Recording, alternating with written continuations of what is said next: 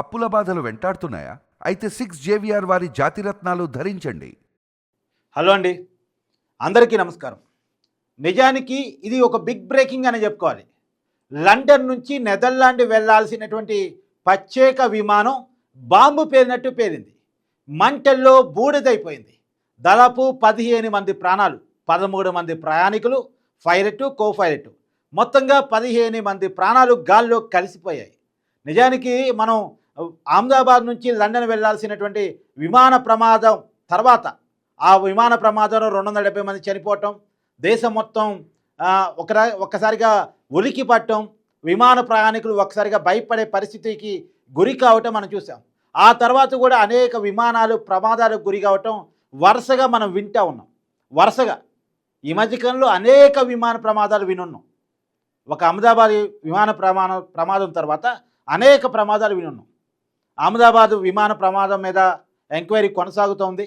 నిన్న ఒక ప్రాథమిక అంచనాకి కాక్పీట్ ఏరియాలో దొరికిన బ్లాక్ బాక్స్, ఆ బ్లాక్ బాక్స్లో ఉన్న సమాచారం ఆధారంగా 2 ఇంజన్లు కటాఫ్ కావటమే ప్రమాదానికి కారణం. అక్కడ ఆప్షన్స్ ఏదైతే ఫ్యూజు బటన్ ఉంటుందో అది రన్ నుంచి కటాఫ్లోకి వెళ్ళిపోవటం. మన స్విచ్ ఉంటుంది కదా, ఆ స్విచ్ ఆ రన్లో ఉంటేనేమో ఫ్యూయల్ ఇంజన్కి అంతా ఉంటుంది, ఇంజన్ రన్నింగ్లో ఉంటుంది. కానీ ఒక్కసారిగా రన్లో ఉండాల్సిన బటన్ ఆటోమేటిక్గా తనంతట తానే కటాఫ్లోకి వెళ్ళిపోయింది. ఆ 2 ఇంజన్లకి అందాల్సిన ఫ్యూయల్ ఆగిపోయింది. తర్వాత దాన్ని తెలుసుకొని తేరుకొని మళ్ళా రన్లోకి పెట్టే లోపే క్షణాల వ్యవధిలో 36 సెకండ్ల వ్యవధిలో విమానం పేలిపోయింది. పేలిపోయి అక్కడ ఒక బిల్డింగ్ మీద పడటం, ఇదంతా బ్లాక్ బాక్స్ ఆధారంగా మనకు వచ్చినటువంటి ప్రాథమిక రిపోర్ట్. ఇప్పుడు ఇది కూడా ఏం జరిగి ఉండొచ్చు? నిజానికి ఇది ఒక ప్రత్యేక విమానం అంట.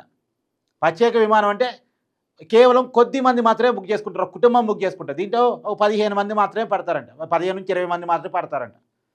13 మంది ప్రయాణికులు ఉన్నారు, పైలట్, కో పైలట్ ఉన్నారు. ఈ ప్రత్యేక విమానం నెదర్లాండ్ ఎయిర్పోర్ట్కి పోవాలి. లండన్ సౌత్ ఎండ్ ఎయిర్పోర్ట్ నుంచి బయలుదేరింది. టేకాఫ్ అయిన క్షణాల వ్యవధిలోనే అహ్మదాబాదు విమానం ఏ రకంగా అయితే టేకాఫ్ అయిన క్షణాల వ్యవధిలోనే ప్రమాదానికి గురైందో, అలానే ఇది కూడా టేకాఫ్ అయిన క్షణాల్లోనే ప్రమాదానికి గురైందంట. ఇప్పటికి వాళ్ళు లండన్ అధికారులు వేస్తున్నటువంటి ఒక ప్రాథమిక రిపోర్ట్ ఏంటంటే ఇంజన్ ఫెయిల్యూర్ కారణం అని. మరి ఇంజన్ ఫెయిల్యూర్ ఎందుకు జరిగి ఉండొచ్చు? దాని మీద ఎంక్వైరీ జరుగుతున్నాయి. మెకానికల్ ఫెయిల్యూర్స్ ఉన్నాయా, మెయింటెనెన్స్ ప్రాబ్లమ్స్ ఉన్నాయా, దాన్ని ఐడెంటిఫై చేయడంలో ప్రాబ్లమ్స్ ఉన్నాయా? మొత్తంగా అయితే ఇంజన్ ప్రాబ్లం వల్ల విమానం ఒక్కసారిగా పేలిపోయింది అనేటువంటి ఒక ప్రాథమిక అంచనాకు వచ్చారు. ఆ ఇంజన్ ఫెయిల్ కావటానికి ఉన్న కారణాల మీద ఎంక్వైరీ చేస్తూ ఉన్నారు. ఏమైనా బడ్ వచ్చి ఇంజన్ ఢీ కొట్టిందా, ఇవన్నీ కూడా ఫ్యూయల్ ఏమన్నా తేడా కొట్టిందా, ఇవన్నీ కూడా ఎంక్వైరీ చేస్తూ ఉన్నారు. ఎంక్వైరీ తేలిన తర్వాత కానీ తెలియదు. కానీ ఒక్కసారిగా 15 మంది ప్రాణాలు గాలిలో కలిసిపోయాయి, బూడిదైపోయాయి. నిజానికి విమాన ప్రమాదాలకు గురైనప్పుడు ఎలా ఉంటుందంటే బాడీలు గుర్తుపట్టిన విధంగా బూడిదైపోతాయి. అంటే ఒక్కసారిగా బాంబు పేలినట్టు పేలిపోతాయి కదా విమానాలు. పేలినప్పుడు దాంట్లో ఖాళీ బూడిదైపోయేటువంటి పరిస్థితి. ఇప్పుడు అహ్మదాబాద్ ప్రమాదం కూడా 270 మంది చనిపోతే వాళ్ళకి అంటే ఎవరు చనిపోయారు అనేది ఒక అంచనాగా వాళ్ళ టికెట్స్ ఆధారంగా లిస్టెడ్ అయి ఉంటాయి. కాబట్టి వాళ్ళు ఎవరిది ఏ బాడీ అని చేయడానికి డిఎన్ఏ టెస్టులు చేయాల్సిన పరిస్థితి.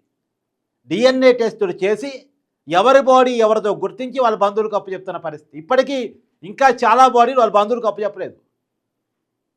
ప్రమాదం జరిగి చాలా కాలం అవుతున్నప్పటికీ కూడా, రోజులు గడుస్తున్నప్పటికీ కూడా, ఇప్పటికీ కూడా చాలా బాడీలు వాళ్ళ బంధువులకు అప్పచెప్పలేదు. బూడిదైపోయింది. దాన్ని డిఎన్ఏ టెస్ట్ చేసి ఐడెంటిఫికేషన్ చేసి వాళ్ళ బంధువులకు అప్పచెప్పాలి. ఇది పెద్ద రిస్క్తో కూడింది. ఇప్పుడు ఇక్కడ కూడా అంతే, 15 మంది ప్రాణాలు గాల్లో కలిసిపోయాయి. సరే, వాళ్ళంతా బంధువులే, వాళ్ళు కావాలని ప్రత్యేక విమానాన్ని బుక్ చేసుకున్నారు. కాబట్టి వాళ్ళలో కూడా ఎవరి బాడీ ఎవరిది అంటానికి ఇప్పుడు డిఎన్ఏ టెస్ట్ చేయాలి. అత్యంత దారుణమైనటువంటి పరిస్థితి. శవాన్ని గుర్తుపట్టలేని విధంగా జరిగే ప్రమాదాలు, విమాన ప్రమాదాలు. సహజంగా మనం రోడ్డు మీద పోతున్న వెహికల్ అనుకోండి, కారో, బస్సో, ఆటోనో, ఇంకోదో వెహికల్ అనుకోండి, ఇంజన్ పనిచేయట్లేదు అంటే రోడ్డు మీద ఆపి దగ్గరలో ఉన్న మెకానిక్ని పిలిచి మనం దాన్ని బాగు చేయించుకుని వెళ్ళొచ్చు, లేదంటే వేరే ఆల్టర్నేటివ్ వెహికల్ చూసుకుని వెళ్ళచ్చు. కానీ ఒక్కసారి గాల్లోకి ఎక్కిన విమానం ఇంజన్ పనిచేయట్లేదు అంటే ఇక అవకాశం లేదు, గాల్లో ప్రాణం పోవటం అన్నట్టే లెక్క. నిజానికి ఇంజన్ పని చేయనప్పుడు ర్యాట్ ఓపెన్ అవుద్ది. ర్యాట్ ఓపెన్ అయ్యి సేఫ్ ల్యాండింగ్ కోసం ప్రయత్నం చేయొచ్చు. అంటే ర్యాట్ ఇంజన్ ప్లేస్లో కొంత ఎనర్జీని జనరేట్ చేయగలిగే ఆయుధం మిషన్ అది. కానీ అది అప్పుడే టేకాఫ్ పైన ఉండుంటే ఆకాశం వైపు అంటే ఇంకా వేగంగా వెళుతుందా అంటూ ఆ ర్యాట్ ఓపెన్ అయిన ఆ సామర్థ్యం విమానానికి సరిపోదు. అహ్మదాబాద్ విమానంలో జరిగింది అదే. నిజానికి 2 ఇంజన్లు ఉన్నాయి మొన్న అహ్మదాబాద్ నుంచి లండన్ పోతున్న విమానానికి. 2 ఇంజన్లు ఒక్కసారిగా ఆగిపోయాయి. ర్యాట్ ఓపెన్ అయింది.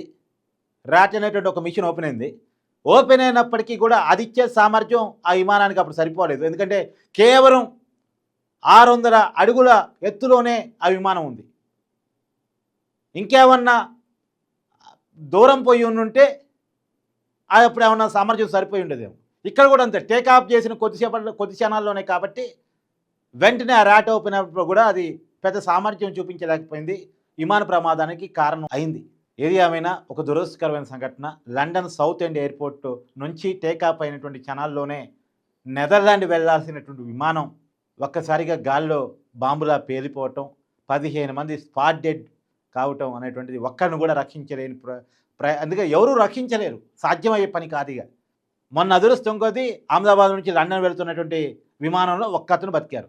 నిజంగా అది చాలా గొప్ప అదృష్టం. ఆ ఒక్కడిని మనం అదృష్టవంతుడి కింద చూడాల్సిందే. గాల్లోకి పోయాయి అంటే విమానం నుంచి ఎవరు బతకడం కష్టం. కాబట్టి ఏదేమైనా ఈ విమాన ప్రమాదం మరొక బిగ్ బ్రేకింగ్ అని చెప్పాలి. ఏదేమైనా విమానాల్లో ఉన్న టెక్నికల్ అంశాల మీద ప్రత్యేకించి ఇంటర్నేషనల్ ఎయిర్క్రాఫ్ట్ దృష్టి పెట్టాల్సిన పరిస్థితి కనపడుతూ ఉంది. ఎందుకు పదే టెక్నికల్ ప్రాబ్లమ్స్ వస్తూ ఉన్నాయి. ప్రయాణికుల భద్రతకి రక్షణ ఉందా లేదా, ప్రాణాలకు రక్షణ ఉందా లేదా ఖచ్చితంగా చెక్ చేయాలి. ఎందుకంటే మిగతా నిందా చెప్పినట్టు రోడ్డు మీద పోయే వెహికల్స్ కాదు విమానాలంటే. ఒక్కసారి గాల్లో పోయిన తర్వాత వాటి ప్రాణాలు మన ప్రాణాలు కూడా గాల్లో ఉన్నట్టే లెక్క. విమానాలు గాల్లో ఎలా ఉన్నట్టు మన ప్రాణాలు కూడా గాల్లో ఉన్నట్టే లెక్క. కాబట్టి వీరి మీద మాత్రం ఖచ్చితమైనటువంటి సిస్టమేటిక్ ఎంక్వైరీ ఉండాలి. ఎందుకు పదే ప్రాబ్లమ్స్ వస్తున్నాయి, ప్రాబ్లమ్స్ కారణాలు ఏంటి, తయారీలోనే ప్రాబ్లం ఉందా, మెయింటెనెన్స్లో ప్రాబ్లం ఉందా, మెకానికల్ ప్రాబ్లం ఉందా, వచ్చేటువంటి పరిస్థితులు ప్రాబ్లమ్స్ని మనం ఐడెంటిఫై చేయలేకపోతున్నామా, దీని మీద ఖచ్చితమైనటువంటి సిస్టమేటిక్ ఎంక్వైరీ నడవాలి. దీని మీద అయితే ఎంక్వైరీ చేస్తున్నామని చెప్పేసి యూకే అధికారులు ఇప్పటికే ఎక్స్ వేదికగా చెప్పడం జరిగింది. ఖచ్చితంగా తొందరలోనే అసలు ప్రాబ్లమ్స్ ఏంది అనేది మేము ఐడెంటిఫై చేస్తాం. ఇప్పటికే కాక్పిట్ ఏరియాలో ఉన్నటువంటి బ్లాక్ బాక్స్ని స్వాధీనం చేసుకున్నాం. బ్లాక్ బాక్స్ ఆధారంగా మేము ఎంక్వైరీ చేయబోతా ఉన్నాం. ఆ బ్లాక్ బాక్స్లో ఖచ్చితంగా పైలట్, కో పైలట్ ప్రాబ్లమ్ని తెలియజేయడం కోసం ఏదో ఒకటి చెప్పుంటారు. ఆ బ్లాక్ బాక్స్ని మేము ఎగ్జామిన్ చేసిన తర్వాత వాస్తవాలను మీకు చెప్పే ప్రయత్నం చేస్తామని చెప్పేసి ఎయిర్పోర్ట్ అధికారులు, ఎయిర్వేస్ అధికారులు చెప్తా ఉన్నారు. Thank you.